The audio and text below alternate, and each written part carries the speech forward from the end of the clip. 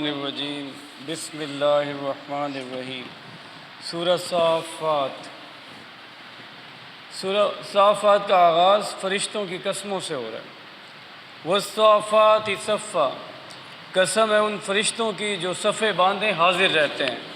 فالزاجرات زجرا، اور جو ڈانٹتے ہیں جیسا کہ ڈانٹنے کا حق ہے، یعنی ان کے ذریعے سے عذاب نازل کیا جاتا ہے۔ فالتالیات ذکرا، اور جو ذکر کی تلاوت کرتے رہتے ہیں، یعنی اللہ کا جو احکام انبیاء پر اترتا ہے وہ فرشتے لے کر اترتے ہیں۔ اور ان سب کو گواہ بنا کر اب بتایا جا رہا ہے کہ ان الہکم لا واحد، بے شک تمہارا معبود بس ایک ہی ہے۔ رب السماوات والارض وما بینہما ورب المشارق، جو آسمانوں اور زمین میں اور جو کچھ ان کے درمیان میں، ان سب کا رب ہے، اور رب ہے وہ مشرقوں کا۔ آگے بتایا گیا کہ شیطان اتنی قوت نہیں رکھتے کہ فرشتوں کی جو مجلس ہے اس میں سے وحی الہی میں سے کوئی وہ بات سن سکیں، شیطانوں میں اتنی قوت نہیں ہے۔ تو لا یسمعون الی الملأ الاعلی، وہ نہیں سن پاتے ملائے اعلیٰ کی باتیں شیطان، اور اگر وہ کوشش کرتے ہیں تو وہ میزائل داغے جاتے ہیں ان پہ، شہاب ثاقب، جو میزائل داغ کے انہیں، اگر ان میں سے کوئی شیطان اپنی حدود میں سے تجاوز کرتا ہے اس وحی کو سننے کی، تو بتایا گیا تو وہ اس میزائل کا شکار ہو جاتا ہے۔ اگر کوئی شیطان جن ایک ہاتھ بات اس بھاگ دوڑ میں سن بھی لیتا ہے، فَأَتْبَعَهُ شِهَابٌ ثَاقِبٌ، تو فرشتے شہاب ثاقب یعنی اس میزائل کے ساتھ اس کا پیچھا کرتے ہیں، اور عالم بالا تک اسے روکنے کے لیے وہ میزائل فائر کرتے ہیں تاکہ وہ سن نہ سکے چیزیں، تو وہ فالنی شیطان اس میزائل کا شکار ہو جاتا ہے، شہاب ثاقب کا۔ تو اس میں یہ بتایا گیا۔ آگے رکوع نمبر 2 میں بتایا گیا کہ جو مجرم ہوں گے، دنیا دار لیڈر، ان کو جمع کیا جائے گا تو ایک دوسرے کو الزام دیں گے، تو وہ دنیا دار لیڈر ان کا مکالمہ بتایا رہا ہے، وہ کہیں گے تم ہی تو تھے جو کہا کرتے تھے، ہمارے پاس آیا کرتے تھے، اپنے لیڈر سے کہیں گے قالوا انکم کنتم تأتوننا عن الیمین، تم ہمارے پاس بڑے دبدبے اور روب کے ساتھ آیا کرتے تھے، تمہارے جتھے تھے، طاقت تھی، تمہارے الائنس تھے، تمہاری یونینز تھی، تمہاری بڑی بڑی پارٹیز تھی، آج تو کچھ بھی نہیں ہے۔ تو وہ کہیں گے ان اپنے پیروکارز کو، وہ جو دنیا پر لیڈرز ہوں گے، بل کنتم قوما طاغین، تم خود ہی حد سے تجاوز کرنے والے لوگ تھے، تم اپنے مفاد کی خاطر ہمارے پاس آئے تھے۔ اب لیڈرز کہیں گے ہم نے تو تمہیں نہیں، تم تو ہمارے اپنے مفاد کے لیے تم ہمارے پاس آئے گئے، تو خود تم سرکش تھے، خود تم نے سرکشی کی۔ تو دنیا پرست لیڈر ان سے کہے گا۔ اب ایک بندہ کہے گا جنت میں وہ ہوگا، ایک دوسرے ساتھی سے کہے گا کہ دنیا میں انا کان علی کرین، دنیا میں میرا ایک دوست ہوا کرتا تھا، انا کان علی کرین، دنیا میں میرا ایک ساتھی ہوا کرتا تھا، آج وہ کدھر ہے؟ تو اس جنتی کو کہا جائے گا کہ اچھا دیکھنا چاہتے ہو، دیکھو ذرا۔ جب اسے دکھایا جائے گا تو وہ جہنم کے عین وسط میں دیکھے گا اپنے اس دوست کو، جو دنیا میں آج ظاہر ہے دوستی ہے، فرینڈشپ ہے، فرینڈز ہیں، موبائلز ہیں، اس موبائل پہ دوستی ہیں آج کل، یہ چل رہا ہے نا۔ تو دنیا اب اس کو دکھایا جائے گا وہ عین جہنم کے وسط میں ہوگا۔ اب یہ کہے گا قالت اللہ ان کت لتردین، وہ پکار اٹھے گا اللہ کی قسم تم تو قریب تھے مجھے برباد کر دیتے، اپنے اس دنیا پرست دوست کے بارے میں جب جہنم میں تھا۔ تو یہ ہے کہ تب اسے جہنم کے وسط میں عذاب میں مبتلا دیکھا گا اپنے اسی دنیا والے دوست کو، تو اور کہے گا کہ اگر میں تمہاری بات مان لیتا تو آج میں بھی برباد ہو جاتا جس طرح تم آج تباہ ہو گئے ہو۔ تو آگے پھر بتایا گیا کہ جو کمپٹیشن کا اصل میدان ہے وہ انسان دنیا کو نہ بنائے، کمپٹیشن کا اصل میدان یہ ہے کہ انسان جان مال کی قربانی دے دین کی خاطر، تو کمپٹیشن تو یہاں انسان کرے کیونکہ یہی چیز آخرت میں کام آنی ہے۔ انبیاء کرام کی عظمت، اس میں ابراہیم علیہ السلام کا ذکر ہے، ان ذاہب اذا جاء ربہ بقلب سلیم، جب وہ ابراہیم آیا اپنے رب کے پاس بقلب سلیم، سلامتی والے دل کے ساتھ۔ قلب سلیم سے کیا مراد ہے؟ قلب سلیم سے مراد یعنی انسانی دل کی وہ کیفیت ہے کہ جس میں انسان کی روح اور اس کی فطرت اپنی اصل حالت میں ہو، یعنی کہ انسان کی فطرت پر غفلت کے، دنیا پرستی کے پردے نہ پڑے ہو، انسان کی جو فطرت ہے وہ گناہوں سے آلودہ نہ ہوئی ہو، تو یہ ہے قلب سلیم، انسانی دل کی وہ کیفیت کہ جس میں اس کی روح اور فطرت اپنی اصل حالت میں ہو، تو جس کی فطرت پرورٹڈ نہ ہو، مسخ شدہ نہ ہو۔ تو یہ ابراہیم علیہ السلام کے بارے میں کہا، انہوں نے باطن میں اپنے اس خواہشات نفس کے بت کو توڑا ابراہیم علیہ السلام نے، اور ظاہر میں انہوں نے پتھر کے بتوں کو ٹکڑے ٹکڑے کر دیا ابراہیم علیہ السلام نے۔ آتش نمرود میں پھینکا گیا، جو اللہ نے اس کو گل و گلزار باغ بنا دیا، ان کے لیے کچھ بھی نہیں ہوا، آگ میں ڈالے گئے۔ پھر اللہ کا حکم آیا ہجرت کرو، وہ کی اللہ کے حکم پہ ہجرت۔ انی ذاہب الی ربی سیہدین، میں اپنے رب کی طرف جاتا ہوں، یعنی کہ ہجرت کی طرف اشارہ تھا، میں اپنے رب کی طرف جاتا ہوں، فرمانے لگے سیہدین، وہ مجھے راستہ دکھاتا ہے، وہ مجھے راستہ دکھا دے گا۔ یہ ان کی یعنی کہ قربانیوں کا ایک سلسلہ ہے۔ پھر 87 سال کی عمر میں اللہ نے بیٹا دیا، اسماعیل علیہ السلام 87 برس عمر تھی اس وقت، اور 100 سال کی عمر میں حکم آ گیا اس کو ذبح کرو، یعنی کہ بوڑھے ایک بزرگ کو تو اپنے بیٹے اس عمر میں تو بیٹے کی ضرورت ہوتی ہے۔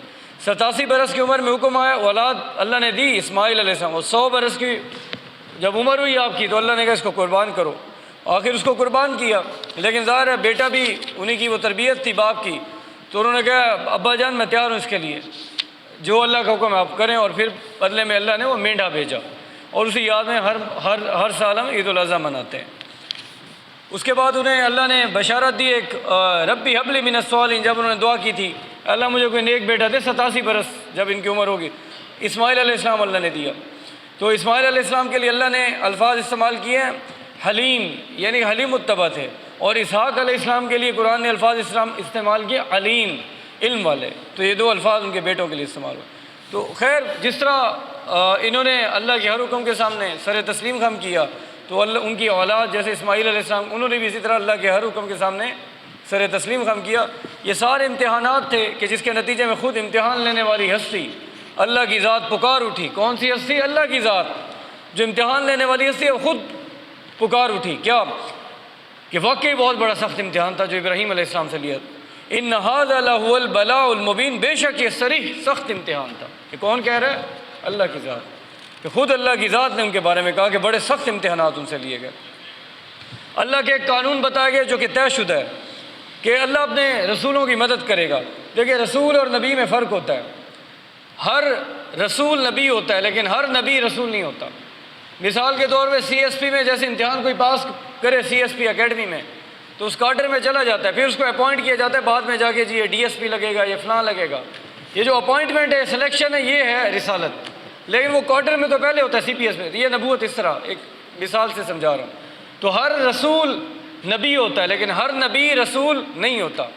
رسول قتل کبھی نہیں ہوتا، نبی قتل ہوتا ہے۔ حضرت یحییٰ قتل ہوئے، حضرت زکریا علیہ السلام قتل ہوئے، لیکن رسول کبھی، فرعون موسیٰ علیہ السلام کو قتل نہیں کر سکا، عیسیٰ علیہ السلام کو قتل وہ نہیں کر سکے، تو رسول کبھی قتل نہیں ہوتا۔ تو یہ اس میں بتایا گیا کہ اللہ تعالیٰ فرماتے ہیں کہ انہم لہم المنصورون، کہ ان کی لازماً مدد کی جائے گی رسولوں کی، وَإِن جُنْدَنَا لَهُمُ الْغَالِبُونَ، اور ہمارا لشکر غالب ہی رہے گا۔ تو رسولوں کی اللہ ہر صورت انہیں کوئی شہید نہیں کر سکتا، قتل نہیں کر سکتا۔ آگے آیت نمبر 26، یا داؤد انا جعلناک خلیفۃ فی الارض، اے داؤد ہم نے تمہیں زمین پہ خلیفہ بنایا۔ انسان اللہ کا خلیفہ ہے۔ خلیفہ مین کیا میں نے بتایا تھا؟ ریپرزنٹیٹیو، نمائندہ، انسان اللہ کا نمائندہ۔ آج انسان حاکم بن بیٹھا ہے، ہاں حاکمیت انسان کی چلتی ہے، جو چاہے پارلیمنٹ میں قانون بنائے۔ انسان حاکمیت کا دعویٰ نہیں کر سکتا، انسان نمائندہ ہے۔ اس کی مثال اس طرح سمجھیں جیسے 1857 کی جنگ آزادی کے بعد انگریز نے قبضہ کیا تو ان کا ایک وائسرائے ہوتا تھا، جیسے لارڈ ماؤنٹ بیٹن تھا، وائسرائے تھا۔ اب وہ ملکہ برطانیہ سے آرڈر لیتا تھا اور یہاں اس کو اکمپلش کرتا تھا، اس آرڈر کو جاری کرتا تھا، نافذ کرتا تھا۔ انسان بھی اسی طرح ہے کہ وہ تو ملکہ برطانیہ سے آرڈر لیتا تھا، ایک بندہ ہے مسلمان، بندہ ہے مسلم، اللہ کا خلیفہ ہے، آرڈر کس کا چلے گا؟ اللہ کا، اور امپلیمنٹ یہ زمین پہ کرے گا، تو نمائندہ وائسرائے ہے اللہ کا۔ تو یہ بتایا گیا کہ یا داؤد انا we have appointed you as a خلیفہ، ریپرزنٹیٹیو آن دا ارتھ۔ لیکن انسان آج خود حاکمیت کا دعوے دار بن بیٹھا ہے کہ میری مرضی میں جیسے قانون بناؤں۔ آج پوری دنیا، پاکستانی پارلیمنٹ یہی کام کرتی ہے، مرضی سے قانون، خود انسان حاکم بن بیٹھا ہے۔ فَحْكُم بَيْنَ النَّاسِ بِالْحَقِّ، لوگوں کے درمیان حکومت کرو۔ یہ اقتدار کا معاملہ ہوگا، جو گورننس ہوگی، جو گورنمنٹ چلائی جائے گی، کس بحاف پہ چلے گی؟ بالحق، حق پہ، الحق، ٹروتھ، کہ establish governance on the people on the basis of الحق۔ تو خلافت اسٹیٹ کی ڈیفینیشن یہی ہے، خلافت کی ریاست۔ خلافت state is the state in which governance is being done on the basis of الحق۔ خلافت کی جو ریاست ہوگی اس میں جو گورننس ہوگی، جو حکومت کی جائے گی، وہ حق کی بنیاد پر ہوگی۔ آپ کیا سمجھتے ہیں الحق سیکیورٹی کونسل سے آئے گا؟ آپ کیا سمجھتے ہیں الحق ورلڈ بینک سے آئے گا؟ آپ کیا سمجھتے ہیں الحق امریکن کانگریس سے آئے گا؟ آپ کیا سمجھتے ہیں الحق برطانیہ کی پارلیمنٹ سے آئے گا؟ آپ کیا سمجھتے ہیں الحق پاکستانی پارلیمنٹ سے ہے جو 70 سال سے سود کو جاری کیے ہوئے، روک ہی نہیں رہی، چاہیں تو روک سکتے ہیں۔ تو الحق صرف اللہ کا قانون ہے، اللہ کی کتاب ہے، قرآن الحق ہے، اللہ کا رسول الحق ہے، وہ آخرت کا وعدہ الحق ہے۔ تو یہ ہے خلافت اسٹیٹ کی ڈیفینیشن، جس میں گورننس ہوگی الحق، حق کی بنیاد پر ہوگی۔ آگے وہ دعا ہے سبحان ربک رب العزت عما یصفون، پاک ہے تیرا رب جو عزت اور اختیار والا ہے ان تمام چیزوں سے جو یہ لوگ بیان کر رہے ہیں، یعنی کہ اللہ کے بارے میں جو گھٹیا تصورات لوگوں نے وابستہ کر رکھے ہیں کہ کسی کو شریک کر دیا، کسی کو وسیلہ بنا دیا، اللہ ان سب چیزوں سے پاک ہے، ان تمام چیزوں سے۔ اما یاسفون، جو یہ لوگ بیان کر رہے ہیں جو غلط عقائد ہے لوگوں کے، اللہ ان سب چیزوں سے پاک ہے۔ سبحان ربک رب العزت، تیرا رب جو عزت اور اختیار والا ہے، وسلام علی المرسلین، اور سلام ہو تمام رسولوں پر۔ اور آگے کیا ہے؟ والحمد للہ رب العالمین، کل حمد اور کل تعریف اس اللہ کے لیے تو جو تمام جہانوں کا مالک ہے۔ سورہ صاد، قرآن کے بارے میں بتایا جا رہا ہے کہ قرآن کی دعوت جب پھیل رہی تھی تو معاشرے میں کھلبلی مچی ہوئی تھی۔ اس وقت قرآن کی دعوت جب حق پر مبنی دعوت کسی بھی معاشرے میں جب قرآن کی خالص دعوت چلے تو ظاہر ہے معاشرے میں کھلبلی مچے گی، یاد رکھیے گا۔ اس پہ ایک آیت میں آپ کو پہلے سنا دوں۔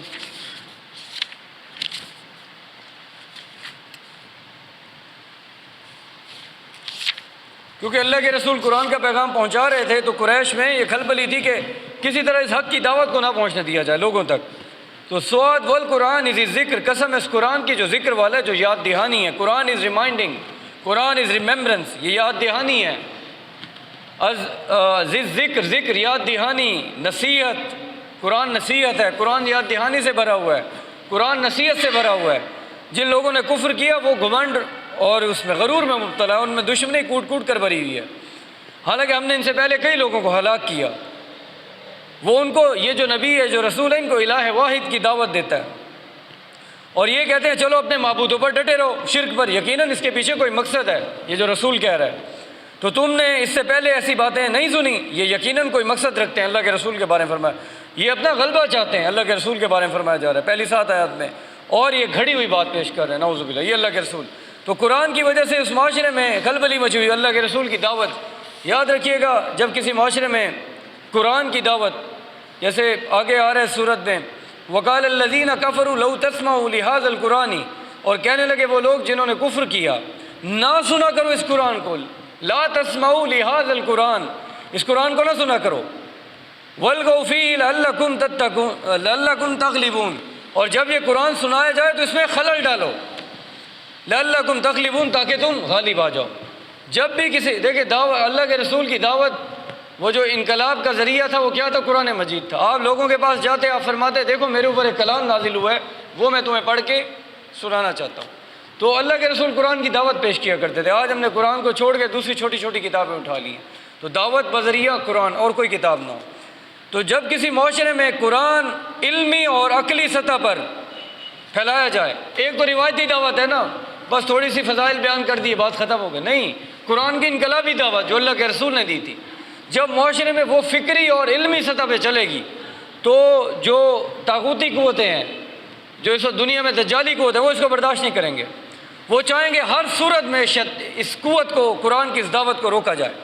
یہی فرمایا جائے وقال الذین، ان لوگوں نے کہا جنہوں نے کفر کیا، لا تسمعوا لهذا القرآن، کہ نہ سنا کرو۔ آج دیکھیں ڈاکٹر سار احمد کی انہوں نے بین کر دیا نا یوٹیوب چینل، کیونکہ قرآن کی جب فکری اور علمی سطح پر دعوت چلے گی تو اس کو بین کیا جائے گا۔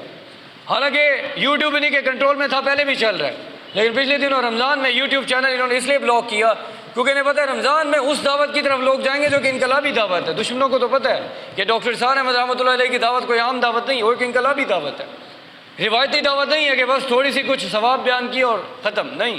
قرآن کا پورا جو تقاضے قرآن مانگتا ہے، انقلاب برپا کیسے کرنا ہے، دنیا میں اللہ کا نظام کیسے لانا۔ اس لیے اس وقت بھی دیکھیں مشرکین کی جو سائیکالوجی، نفسیات تھی، وہ یہی تھی کہ اس میں خلل ڈالو، اور آج بھی وہی ہے کہ جب بھی قرآن فکری اور علمی سطح پر لوگوں تک پہنچایا جائے گا تو باطل قوتیں ہر باز آئے گی اس کو بلاک کرنے کا، اس دعوت کو روکنے کا۔ آج بھی میں نے جیسے مثال دی کہ یوٹیوب چینل پہ جنہوں نے حرکت کی ہے، تو یاد رکھیے گا قرآن کی دعوت شیطان برداشت نہیں کرتا، اور جو شیطان کے پیروکار ہیں، جن کے دلوں میں تعصب، بغض اور اس قسم کی چیزیں، حسد ہے، وہ اس دعوت کو برداشت نہیں کریں گے۔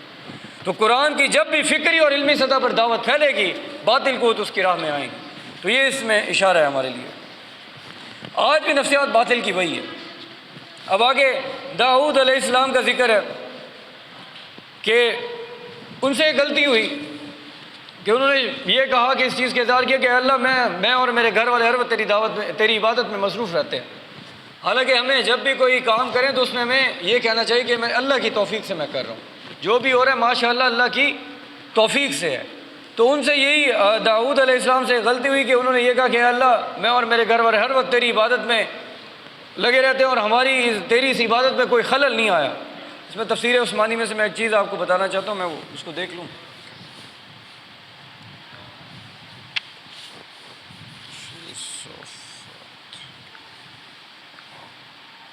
ایک حدیث ہے وہ آپ کو سنانا چاہتا ہوں، تو پریکٹیکل ہماری زندگی میں وہ قائم آ گیا۔ حدیث کا مفہوم میں آپ کو سنا دوں ذرا۔ نمبر 25 تفسیر عثمانی۔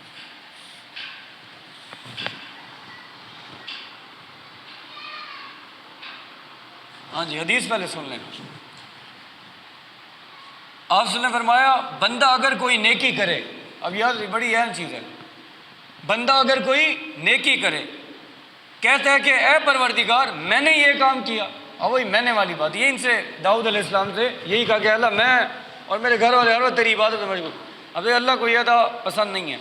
اب حدیث میں آ رہا ہے کہ اگر کوئی بندہ نیکی کرے، نیکی کا کام کرے اور کہے کہ اے پروردگار میں نے یہ کام کیا، میں نے صدقہ کیا، میں نے نماز پڑھی، میں نے کھانا کھلایا، تو اللہ تعالیٰ فرماتے ہیں اور میں نے تیری مدد کی۔ اللہ فرماتے ہیں اور میں نے تیری مدد کی اور میں نے تجھے توفیق دی۔ اب جب انسان اپنے اوپر میں نے یہ کیا، میں نے یہ کیا، تو اللہ جواب کیا دیتے ہیں؟ میں نے تیری مدد کی، میں نے تجھے توفیق دی۔ پھر اور جب بندہ یہ کہتا ہے کہ اے پروردگار تو نے مدد کی، کوئی نیکی کا انسان کرے کام کہ اللہ نے میری مدد کی، اللہ نے مجھے توفیق دی۔ اب اگر انسان اس طرح چل رہا ہے اور جب بندہ کہتا ہے اے پروردگار تو نے مدد کی، تو نے مجھے توفیق بخشی اور تو نے مجھ پر احسان فرمایا، تو اللہ کہتا ہے اور تو نے عمل کیا، تو نے ارادہ کیا تو تو نے یہ نیکی کمائی۔ یعنی کہ ہر کام میں اللہ کو ہم نے یاد رکھنا ہے کہ جو بھی ہوتا ہے لا توفیق ہی آگے آ رہا ہے، کوئی کام نہیں ہوتا اللہ کی توفیق سے، جو بھی کام ہوتا ہے اللہ کی توفیق سے۔ تو یہی ان سے ہوئی کہ انہوں نے یہ فرمایا تھا کہ میں اور میرے ہر وقت تیری عبادت میں ہم مشغول رہتے ہیں، تو وہ اب عبادت میں خلل آیا، حالانکہ وہ تو مشغول تھے، وہ خلل کیسا ہے وہ واقعہ آ رہا ہے کہ اللہ نے آزمایا، دیکھو بے شک تم عبادت میں مشغول رہتے ہو لیکن اللہ نے عبادت میں خلل ڈالی، وہ خلل آ رہی ہے، اب وہ واقعہ آ رہا ہے، میں آپ کو سناتا ہوں۔ تو کہنے کا یہ مقصد ہے انسان نیکی کا جو بھی کام کرے اسے اللہ یاد رہنا چاہیے کہ اللہ کی توفیق سے، ماشاء اللہ یہ اللہ کی توفیق سے ہے، جو ہوتا ہے اللہ کی مرضی سے ہوتا ہے۔ تو یہ وہ ہے اور کیا پہنچی نہیں خبر آپ کو کہ ان دعوے والوں کی، جب وہ دو گروہ تھے، جب وہ دیوار پھاند کر عبادت خانے میں داخل ہوئے، داؤد علیہ السلام اونچی دیواریں تھیں، اچانک کوئی گھر میں گھس آئے، اونچی دیواریں ہوں اور انسان بیٹھے ہو تنہا اکیلا، انسان تو پریشان ہو، یہ کیا وہ اتنی اونچی دیواریں کوئی اندر گھس آئے، تو آپ بھی اسی طرح پریشان ہو گئے۔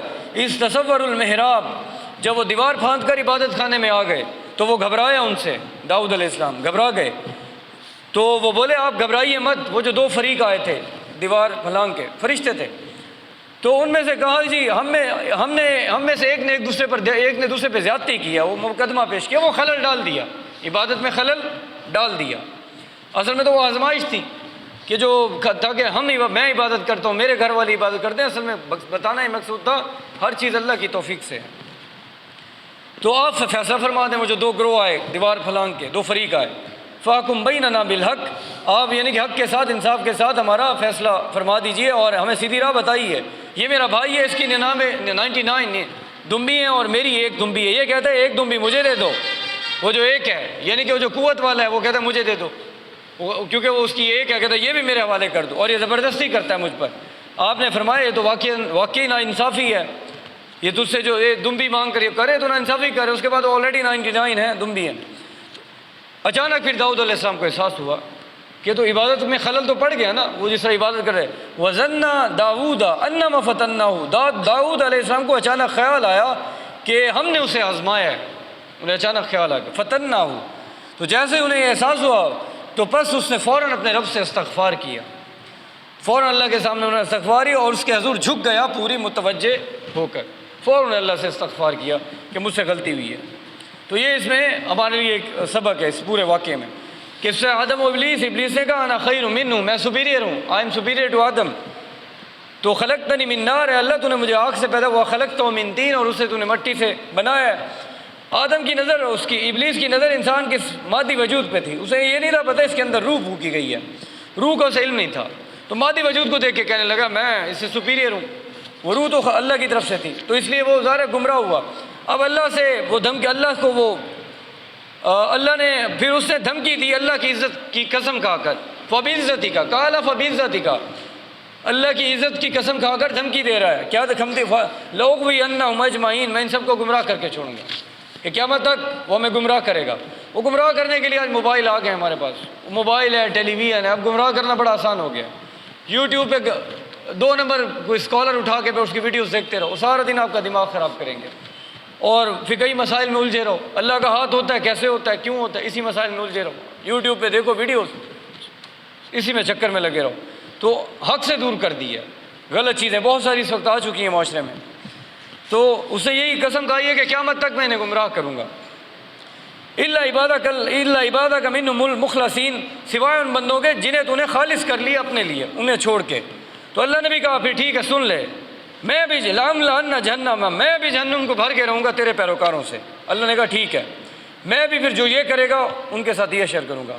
اور آخر میں اللہ کے رسول سے یہ کروایا جا رہا ہے کہ یہ تو تم سے کوئی اجرت مانگنے والے نہیں ہیں، اللہ کے رسول وہ کہہ رہے ہیں کہ دیکھو میری زندگی تمہارے سامنے ہے نا، میں نے تم سے اجرت مانگی ہے، اور میں تو تمہیں قرآن پیش کر رہا ہوں، اور قرآن کیا ہے؟ ان هو الا ذکر للعالمین، یہ تو ایک یاد دہانی ہے، یعنی کہ یہ یاد دہانی کرائی گئی ہے کہ اب یہ کتاب آ گئی ہے، یہ حجت تمام ہو چکی، یہ حجت تمام ہو چکی۔ اور آگے فرمایا گیا ان قریب تمہیں معلوم، یہ بڑی اہم چیز ہے، ان قریب تمہیں معلوم ہو جائے گا جو خبریں اس میں دی جا رہی ہیں وہ حق ہیں، ان قریب تمہیں معلوم ہو جائے گا جو خبریں اس قرآن میں دی جا رہی ہیں وہ حق ہیں۔ کئی خبریں میں نے آپ کو بتائیں، 14 صدیوں پہلے قرآن میں بتایا تھا کہ بعدہم اولیاء بعد، یہود و نصارہ کے ایک الائنس ہوگا، اس وقت یہود و نصارہ کا کوئی اتحاد نہیں تھا۔ ان قریب تمہیں معلوم ہوگا جو خبریں قرآن دے رہا ہے وہ سچ ہیں۔ آج 14 صدیوں بعد 1895 کے بعد یہود و نصارہ کے ایک الائنس سامنے ہے جس کا نام ہے زائونسٹ الائنس، صہیونی اتحاد، آج دنیا پوری ان کے کنٹرول میں ہے۔ تو ان قریب تمہیں معلوم ہو جائے گا، قرآن نے خبر پہلے دے دی تھی 14 صدیاں پہلے کہ یہ کتاب الحق ہے، یعنی کہ آنے والے دور میں قوموں کی قسمتیں قرآن کی اس ترازو میں تولی جائیں گی، ہر قوم کی جو نصیب ہوگا وہ تولا جائے گا کس کے ترازو میں؟ قرآن کے ترازو میں۔ تو جو قرآن کو قوم تھامے گی وہ دنیا میں سربلند ہوگی، اور جو قرآن کو چھوڑ دے گی وہ یدع بہ آخرین، جو اس کو چھوڑے گی وہ دنیا میں ذلیل ہو جائے گی۔ آج مغربی قوتیں ترقی یافتہ اس لیے انہوں نے قرآن کی کچھ اصول لیے ہوئے ہیں جس کی وجہ سے دنیا میں وہ حکمرانی کر رہے ہیں، سارے تو نہیں لیے، ظاہر ہم جنس پرست ہیں، سود خور بھی ہیں، زنا عام ہے، فحاشی ان کے عام ہے، اور وہ چیزیں ہمارے یہاں بھی اب آ چکی ہیں تقریباً، لیکن دنیا میں ان کی ترقی کی وجہ یہ ہے کہ انہوں نے قرآن کے کچھ پرنسپلز، مثال کے طور پہ ایک حدیث کی ایک مثال دے رہا ہوں، حدیث نبوی آپ نے فرمایا لا ایمان لمن لا امانۃ لہ، اس کا کوئی ایمان نہیں جس میں امانت داری کی وصف نہیں، اس کا کوئی ایمان۔ آج ہماری سوسائٹی بے ایمان ہے، یعنی کہ جھوٹ، دھوکہ، منافقت، یہ ساری چیزیں ان میں ود ان دیئر نیشن، اپنی قوموں کے اندر وہ بے ایمان نہیں ہے، دوسری قوموں کے ساتھ تو بے ایمان ہے، اپنے اندر آپس میں بے ایمان نہیں ہے، اس لیے دنیا میں وہ، تو انہوں نے یہ دیکھا کہ یہ جو امانت داری ہے یہ تو بڑی فائدہ مند ہے، ہمارے تو ایمان کا حصہ ہے، لا ایمان لمن لا امانۃ، اس کا کوئی ایمان نہیں جس میں امانت داری کا وصف نہیں۔ انہوں نے اس یہ تو ہمارے تو ایمان کا حصہ تھا، ہم نے چھوڑ دیا۔ انہوں نے یہ دیکھا جو آنیسٹی ہے یہ تو بیسٹ پالیسی ہے، اس کو اپناؤ تو آپ ترقی کرتے ہو، اس لیے انہوں نے کہا honesty is the best policy. آج وہ دنیا میں ترقی کر رہے ہیں کچھ اصول لے کے۔ تو گویا کہ قوموں کی جو تقدیر کا جو فیصلہ ہوگا، قوموں کے عروج و زوال کا فیصلہ ہوگا، وہ قرآن کے ترازو میں ہوگا۔ وآخر دعوانا الحمد للہ رب العالمین۔